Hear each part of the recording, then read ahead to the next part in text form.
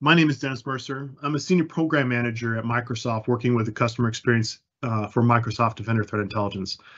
I have over 20 years of experience in cybersecurity, working both in the government and the private sector. And today I'm going to introduce you to Microsoft Defender Threat Intelligence. Microsoft Defender Threat Intelligence is a workbench designed for analysts to collect information from various sources and presents it in a searchable and easily manageable format. It facilitates the correlation of data and organizes and identifies attributes or entities into projects with tags for sharing within the organization. The goal of the platform is to empower organizations with valuable insights for defending against cyber threats. And with that, we have a few poll EV questions. You can join that. I believe that was shared out already. We would like to see where you're from. If you could click on that and share with where you're from. It's all right if you don't.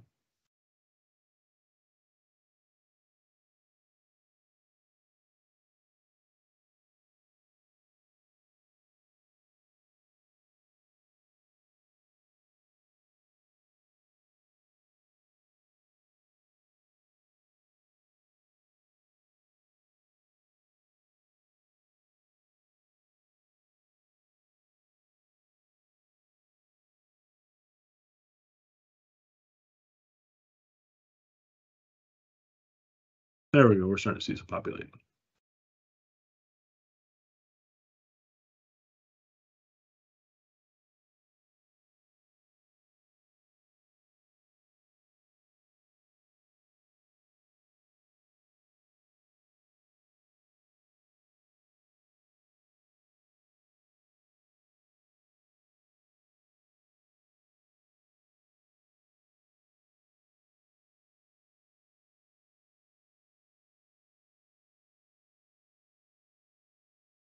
Okay, great. I'm going to go on to the next question. Oops.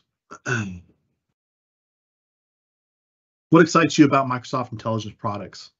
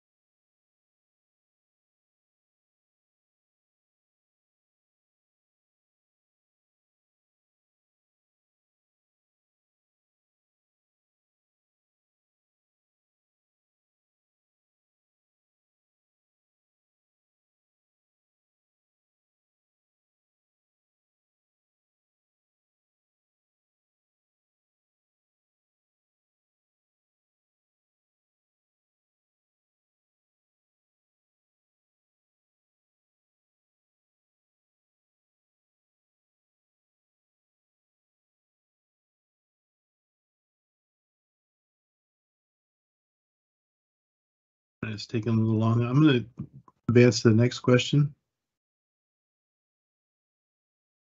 As a security practitioner, what are some of the limitations that you see with threat intelligence tools in general?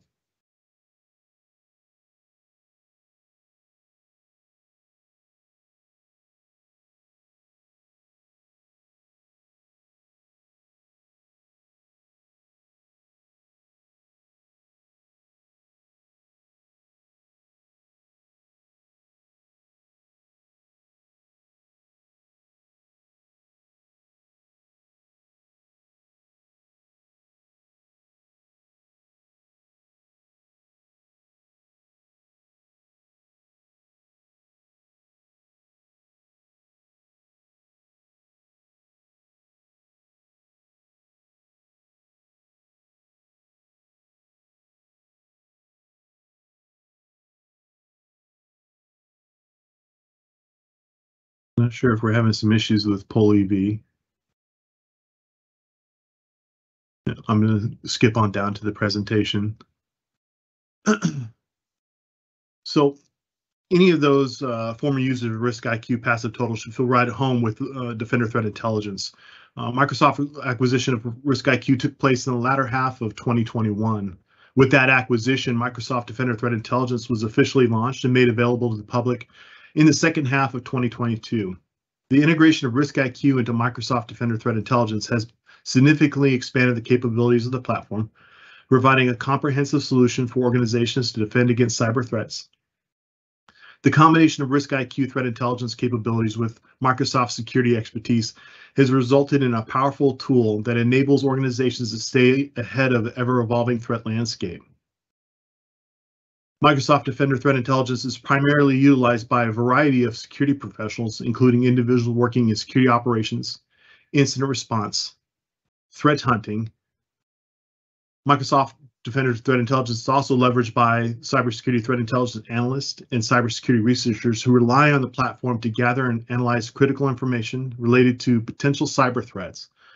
These personas are at the forefront of protecting organizations from cyber attacks and utilizing MDTI as a valuable tool in their effort to stay ahead of emerging threats. The platform's ability to aggregate, correlate, and present threat intelligence data in an organized manner makes it crucial for those security professionals in their day-to-day operations. Now, when it comes to the cyber kill chain, Microsoft Defender Threat Intelligence is used to illuminate the far left of that kill chain. Reconnaissance and then weaponization of websites and deployment of threat actor tools is often hard to discover. This is a key phase in the cyber chain that we can use to interrupt the adversary and expose campaigns as they're being set up. Now, the internet is a common ground for both attackers and defenders. In order to attack their targets, attackers must have an online presence and leave behind some kind of digital footprint or signal. These signals, such as IP addresses, net blocks, ASNs, ISPs, as well as email providers, the contents within those emails, the timestamps, the languages used in those emails, can be collected and analyzed to gain insight into tactics and motives of the attacker. By monitoring these signals, organizations can better understand and anticipate potential threats. Now, the way we do this is we strive to mimic the behavior of a potential victim to better understand and identify potential threats. To do this, we actively engage with the internet and analyze the digital footprint left behind by attackers. Our sophisticated crawlers interact with various elements within the web page that they visit, such as clicking on different links. They also track redirects to build a comprehensive understanding of the relationship between the different online entities.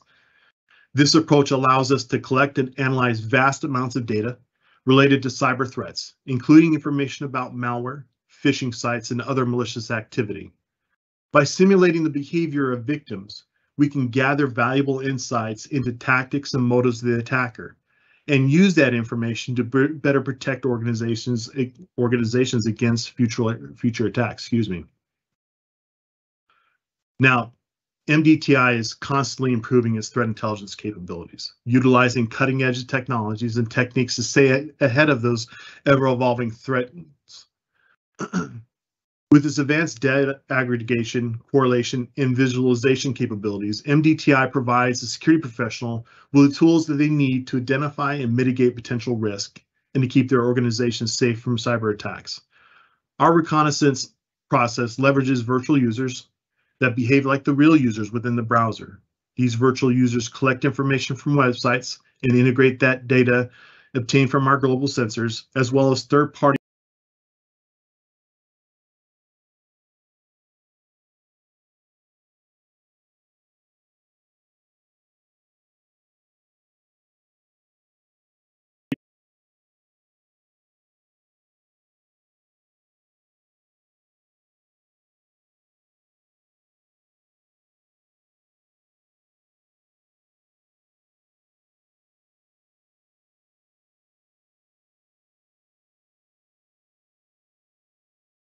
with the internet from that end user's perspective.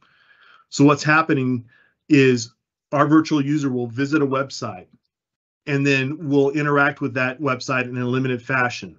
And then we'll use a different virtual user or crawl using different user agent strings, OS, browser types to elicit more information and to pull back different information from that site to build the full DOM of a web page.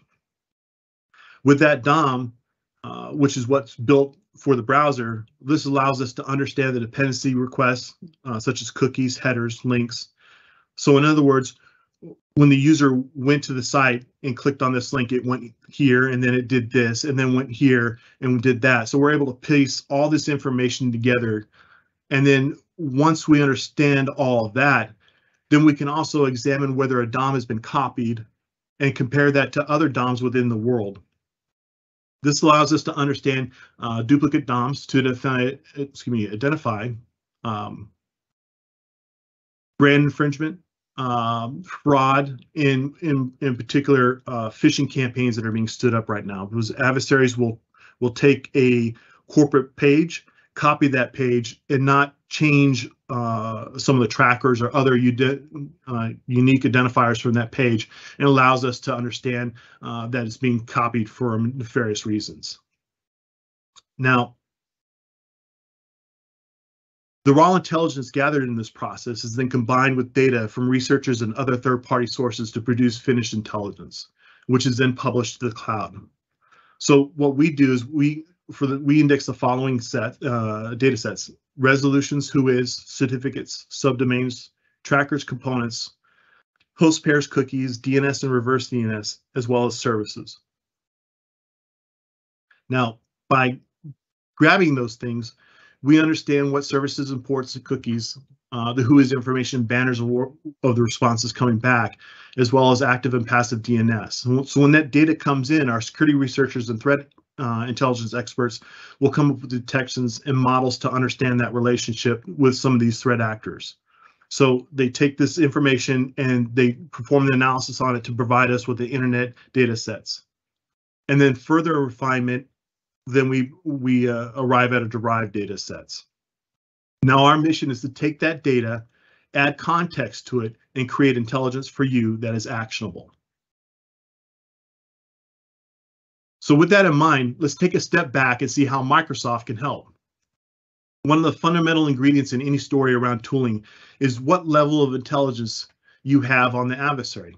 Fundamentally, you need great tools with excellent productivity and integrations to see the big picture. But if you don't have threat intelligence, at least accurate threat intelligence, then you're going to have a problem. Microsoft is the world's largest security vendor. We defend and manage for the world's largest public clouds in Xbox Gaming, Microsoft 365, Azure, and Dynamics 365.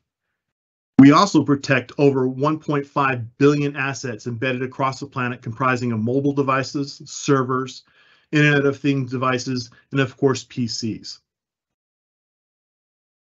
Our over 8,500 security engineers and researchers are also hard at work digging deeper into those unknown signals to develop their true nature.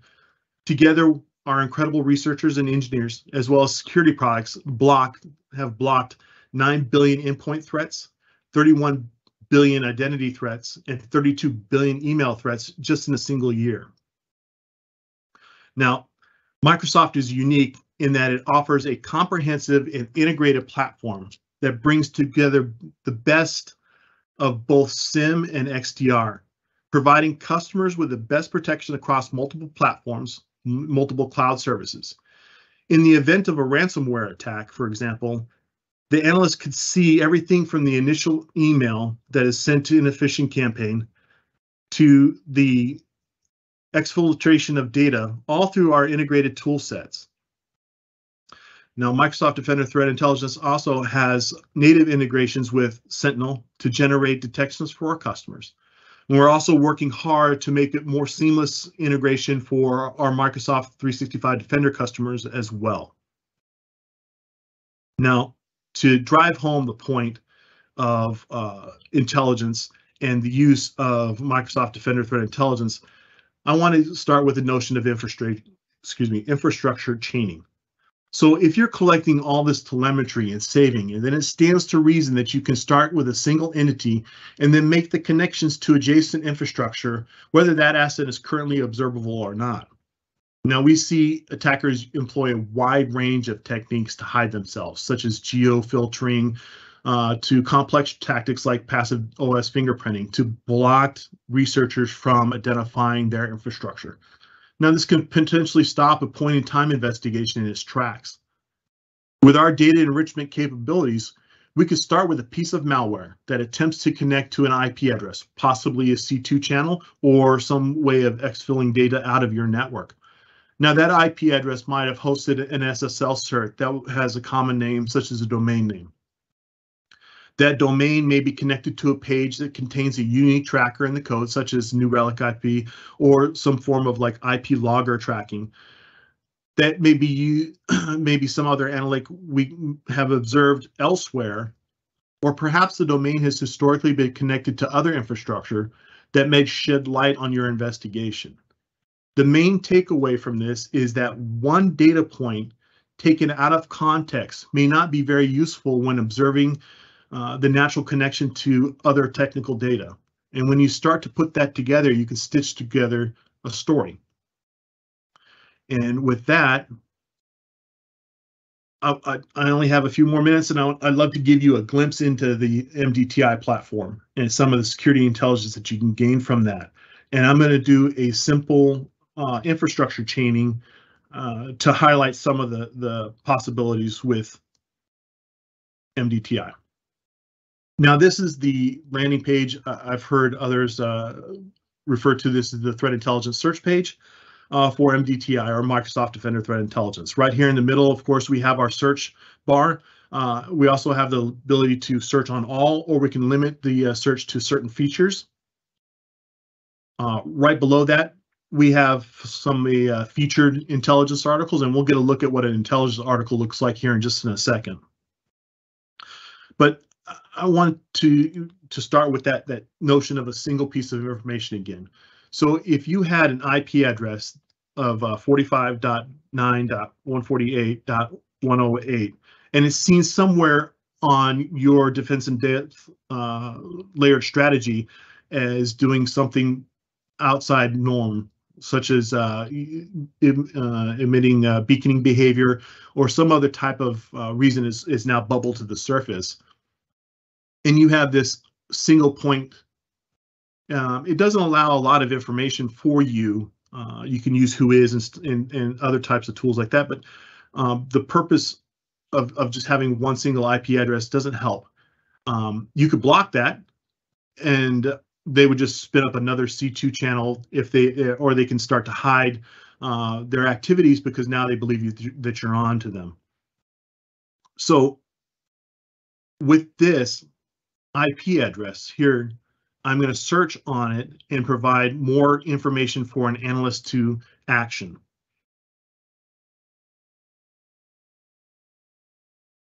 So hopefully the demo gods are nice to me today.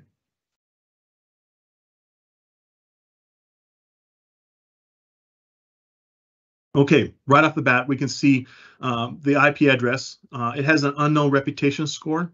We can also see when was the first time we've seen this IP address, or the first time we crawled it. When's the last time we saw this IP address?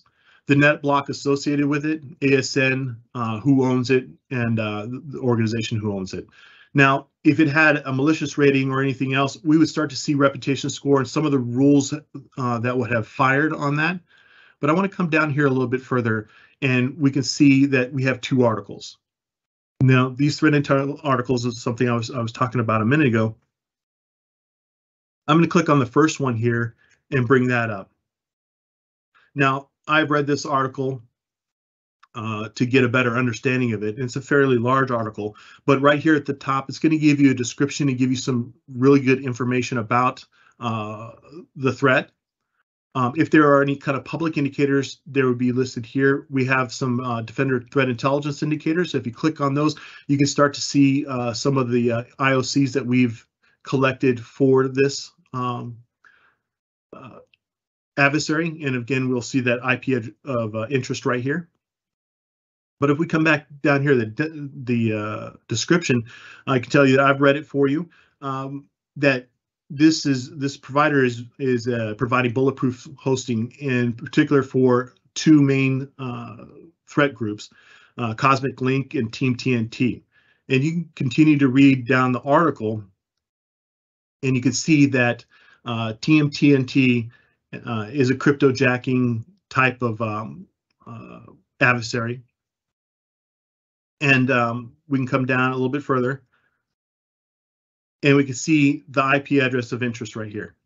And right above here, we can see that, infrastructure used by cryptojacking activities of Team TNT. We can also start seeing some of the domains that have been used by this Team TNT. And I'm going to pivot, and I'm going to, so I don't anger the demo guys, I'm just going to open that up in a new tab right here. So when we come into teamtnt.red, this domain here, we can see that it's suspicious. First seen, last seen, and some of the other information. We can see that the two articles that we were just seeing that were related to the IP address. And here are some of the reasons why, or some of the rules that are fired to raise this score to suspicious. If we go into the data tab, we can start to see some of the resolutions. So if we scroll down a little bit here, we can see the IP of interest had resolved to that domain at one time, and we can see the time frame in which that happened. Now, this date right here, this could mean that adversary is now standing up old infrastructure to use that, hoping that they've hidden it or they've not used it long enough that it's been forgotten. But we can see the current resolution of 172.105.27.61. This allows the hunters and your cybersecurity professionals to start to hunt their network. Start looking, do I have anybody talking with these IP addresses right here? And if we pivot over to components, again, we were talking about components earlier in the presentation. We can see that there is a tracking pixel that goes to iplogger.org.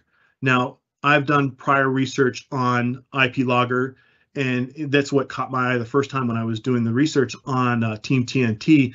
And based on this prior research, I know that iplogger is a site that's used by adversaries to create addresses and location tracking, as well as methods to obfuscate URLs by shortening the URL. And if you were to pivot on iplogger,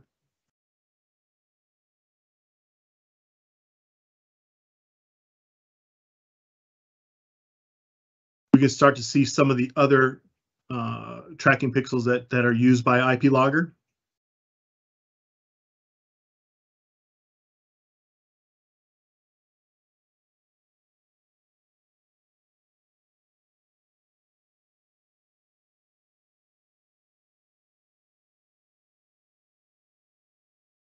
And if we come down, again, searching on iplogger, we can see that there's a threat intelligence article here about taking Team TNT Docker images offline.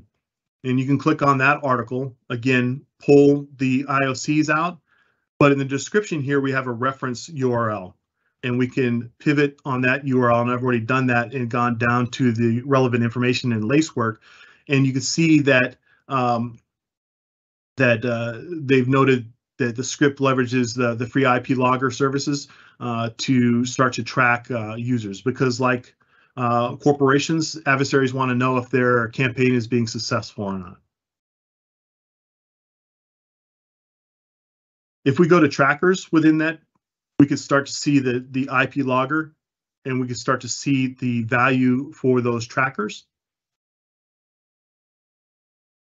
And then we can also look at the host pairs. So host pairs are they are a way of showing a linkage between two different sites. One being the parent, the other being the child. So the parent's going to reach down to the child and pull back information. And again, we're going to see Team TNT is pulling from iplogger. iplogger is also pulling from them for a redirect. Now, with that, I'm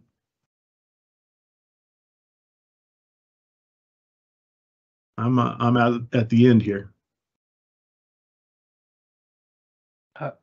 Great, thanks so much, Dennis. The team's been great with answering questions. I did want to reiterate a few that were upvoted. The first one is, are premium indicators within the TI platform automatically deployed and included into the corporate E5 MDE subscriptions? Rakesh? Yeah, I can take that. Answer is no for today, but that's something we're working on. You can take the indicators out directly from the UI with an export mechanism. That's the only way out for today. Great, thank you. The next one that we had a fair amount of votes on was, is MDTI part of N365 Business Premium, or does it have to be added on? It's sold as a standalone license today on per seat basis through the M365 portal. There's no integration currently exists with the other products. Great, thank you. And then the next one is, are the IOCs provided by Microsoft integrated automatically, or do they have to be added by organizations themselves? And if organizations have to add IOCs themselves, why is this the case? So that's the good news. Orgs do not have to add the IOCs manually or by themselves. We are automatically pulling them internally through our other internal connections. Great. Thank you. The next one is, if we are already using some threat intel components like MISP, how does MDTI interact with those? Can we feed one into the other? Can we link them?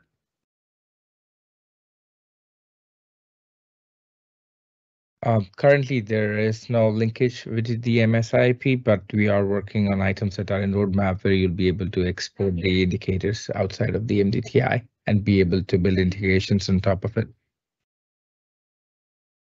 Great. I think that is all the questions that we had. So with that, I'd like to thank you, Dennis, for being our guest today and for an excellent presentation. And thank you to the rest of the team who helped answer questions. At the same time, I would like to remind the listeners that the best way to ensure you don't miss any future webinars or major announcements is to visit our landing page at aka.ms/securitycommunity. And while there, you'll find easy ways to navigate and find the resources and learning content relevant to our security products and their communities. A good start would be browsing our bite-sized product videos, ninja trainings, recordings of past webinars, GitHub communities, and more. We'd love to hear your feedback on how we can improve these webinars. Please take a minute submitting your webinar feedback at aka.ms/security webinar feedback. Thank you and see you next time. Goodbye.